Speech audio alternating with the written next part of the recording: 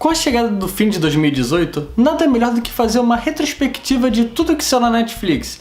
No caso de hoje, vamos falar sobre animações. Bem, você pode se perguntar sobre que animações, eu já fiz um vídeo anteriormente sobre animações adultas. Então hoje vamos falar das animações, tanto filmes e séries, que saíram de 2018.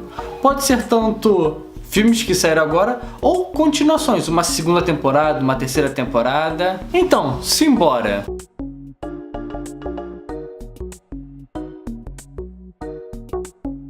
Deixa eu começar falando sobre uma animação muito importante para mim, principalmente, Aggretsuko. Talvez você não saiba, mas Aggretsuko foi a primeira resenha crítica que eu fiz para esse canal, lá no longínquo Mario.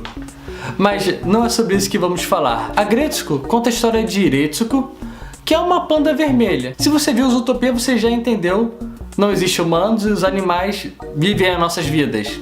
E ela é uma contadora numa firma de contabilidade. Só que ela já trabalha nesse lugar há 5 anos e não tem uma grande perspectiva de ascensão, tanto salarial ou de cargo.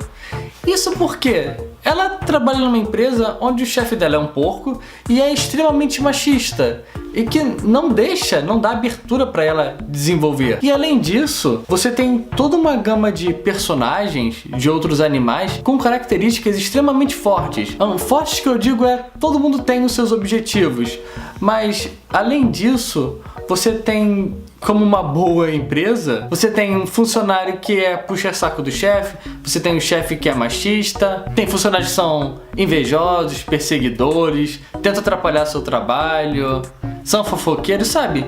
Toda essa bela gama de personalidades. E Aggretsuko, para ela tentar extravasar todo esse ódio que ela tem nesse dia a dia, ela vai num karaokê e ela canta death metal. E você vê nesse momento que aquilo ali é o hobby dela e que ela usa aquilo como um escapismo da sua vida. Bem, para falar a verdade, bem normal. Talvez você não cante death metal, eu não canto, mas você deve ter algum hobby que serve para esquecer um pouquinho do seu dia a dia de trabalho. Então, uma ótima pedida caso você não tenha assistido. Também chegou em 2018, no caso é o segundo filme do Godzilla. Tivemos o primeiro no final de 2017 e tivemos sua continuação agora em 2018. Diferente do primeiro filme, em que eu gosto bastante, que você tem uma visão diferenciada do Godzilla, em que você vê os humanos sendo obrigados a saírem da Terra para sobreviverem, algo que não acontece, acho que nunca aconteceu em nenhum outro filme da franquia. Nesse agora nós temos a continuação dessa reconquista do planeta. Só que bem, como é um filme de transição, ele acaba não sendo o melhor da franquia. E bem, eu estou ansioso esperando o terceiro filme. O filme acaba tendo alguns defeitos, alguns deslizes aqui e ali, mas para o conjunto da obra, vale muito a pena assistir.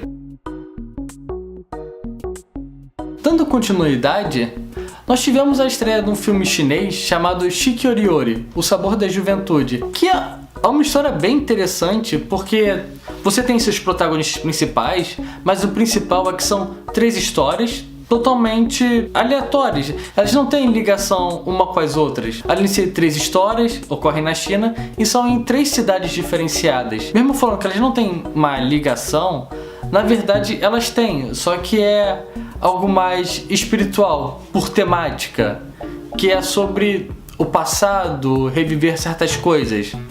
Por exemplo, você tem a primeira história que conta a história de um rapaz que está voltando para sua terra natal ver a sua avó que já está bem velhinha e doente.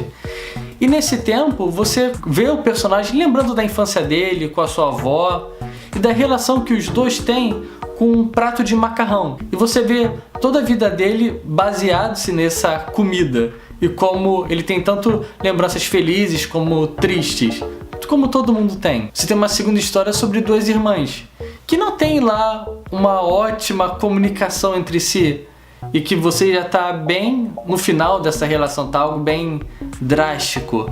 e você vê elas conseguindo se reencontrar através da costura, de roupa, da moda, o que é algo bem bonito de se assistir. E você tem uma terceira história de um grupo de 3 amigos em que eram bem próximos na infância, só que por alguns motivos, algumas casualidades, alguns fatos não muito bem ditos, coisas que não foram ditas, acabam se separando. E agora no presente, através de uma fita cassete, eles acabam podendo se reencontrar novamente. Cara, não são histórias tipo de violência, guerra, nada disso. São histórias agridoces. Tem esses momentos de alegria, tem esses momentos de tristeza e eu realmente acompanho. É rapidinho, 1h30. Aproveitando que eu já falei sobre animação chinesa, nós também tivemos outra apresentação chinesa, no caso de Big Fish e Bigonia, que é uma história bem interessante. Não sei se pelos motivos certos, eu gostei mais, principalmente pela minha incompetência em entender ela. A história se passa no mundo dos deuses, ou algo bem próximo disso. E tem um ritual místico em que quando esses jovens deuses completam 16 anos, eles podem ir para o mundo humano, para o nosso mundo, e ver como é que são as coisas, só que eles não podem interferir nelas. E quando eles vêm para cá, eles se transformam em golfinhos vermelhos. E no caso, nós acompanhamos a menina Shun, em que no meio dessa visita à nossa Terra, ela acaba se relacionando com um humano. E no meio dessa relação, o menino acaba morrendo por causa dela. E ela tenta, de alguma forma no mundo dos deuses, tentar recuperar essa alma que foi perdida. Só que, ao fazer isso, ela coloca em risco toda a existência dos deuses, coloca em risco todo o mundo dela. Então, é uma grande obra em relação ao amor e aos sacrifícios que você faz por quem você ama. E eu falo que eu não entendi muito bem porque eu não tenho um grande estudo sobre os deuses chineses. E muitas coisas ali, eles já pressupõem que você saiba. Então eu fiquei um pouquinho perdido. Mas não foi algo negativo, eu fiquei tipo... Nossa, eu gostaria de pesquisar mais sobre isso. Eu quero saber mais sobre isso que eles estão falando. Queria ter uma bibliografia melhor. Dando continuidade, nós tivemos um filme chamado Next Gen, que conta a história de uma menininha em um mundo um pouco mais futurístico do que o nosso, uns 30 anos, 40 anos no máximo, em que ela não tem uma boa relação com a sua família, no caso com a sua mãe. A mãe dela acaba sendo uma ficcionada por robótica e a menina meio que jogada de lado. Só que, através de uma exposição de robôs, essa menininha acaba fazendo uma amizade com um robô. E através dessa amizade, que é bem bonitinha, ela tem uma grande mudança na sua vida. Ela começa a enfrentar robôs malignos, enfrentar as pessoas que sacaneavam ela, que faziam bullying contra ela.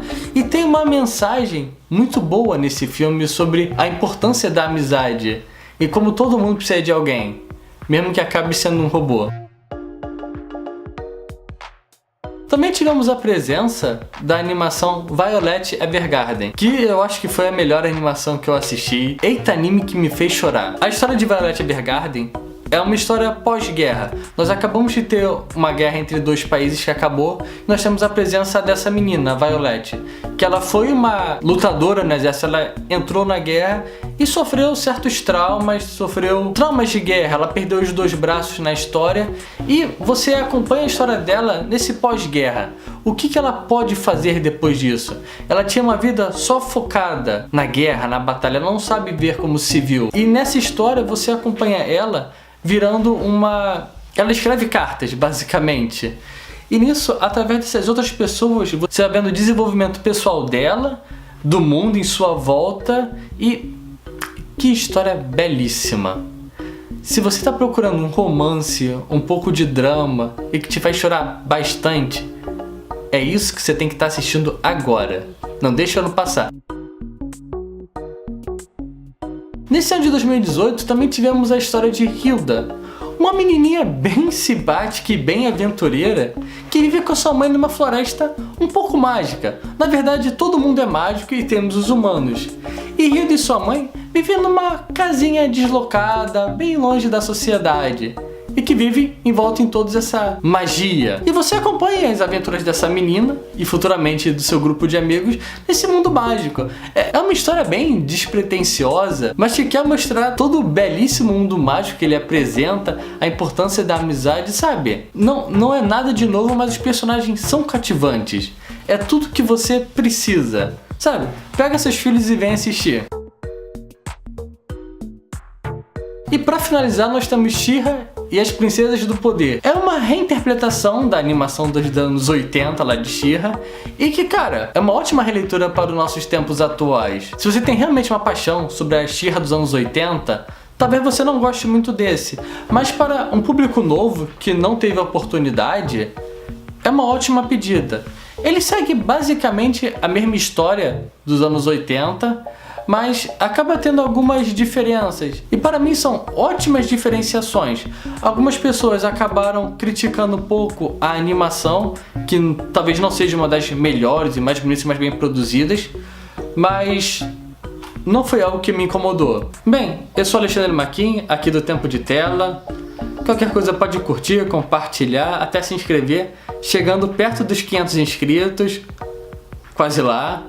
Se você tiver algum comentário, por favor, tem alguma ideia aí de um vídeo que a gente possa fazer? Algum outro top 10, mesmo esse daqui não tendo sido? Por favor, fale com a gente. Então, até depois.